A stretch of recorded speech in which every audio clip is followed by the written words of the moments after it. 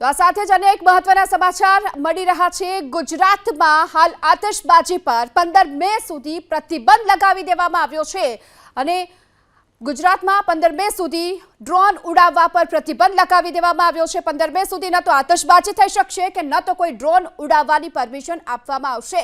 હાલ જે સુરક્ષાને ધ્યાનમાં રાખી આ મહત્વનો નિર્ણય કરવામાં આવ્યો છે। ગુજરાતમાં 15 મે સુધી ડ્રોન ઉડાવવાની સાથે આતશબાજી પર પ્રતિબંધ। વધુ વિગતો મેળવીએ સંવાદદાતા કલ્પેશ રાવલ અત્યારે આપણી સાથે જોડાઈ ચૂક્યા છે। કલ્પેશ, શું વિગતો?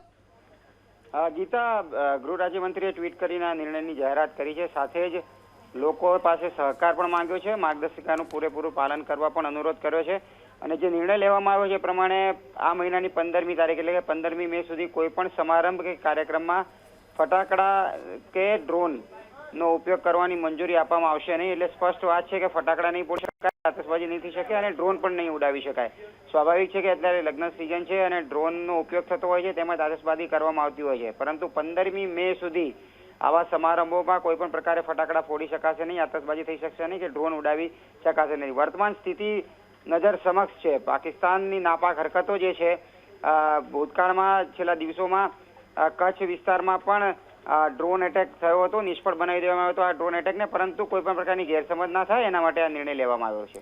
જી કલ્પેશ, આ જરૂરી પણ હતું કારણ કે જે પ્રકારની અત્યારની સ્થિતિ જોવા મળી રહી છે ભારત પાકિસ્તાન અને એમાં પણ જે આપણે ગુજરાતના જે સરહદીય વિસ્તારો છે ત્યાં પણ એટલું મહત્વનું સાબિત થશે આ।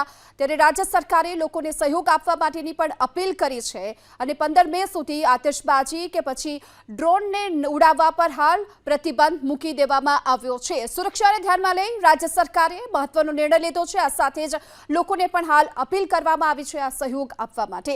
હર્ષ સંઘવી, ગૃહ રાજ્યમંત્રી, જેમણે ટ્વીટ કરી આ અંગેની માહિતી આપી છે કે ગુજરાતમાં 15 મે સુધી આતશબાજી પર પ્રતિબંધ રહેશે। આ સાથોસાથ ડ્રોન ઉડાવવા પણ પ્રતિબંધ છે। રાજ્ય સરકારે જે પ્રકારે લોકોને પણ હાલ સહયોગ આપવા માટે અપીલ પણ કરી છે।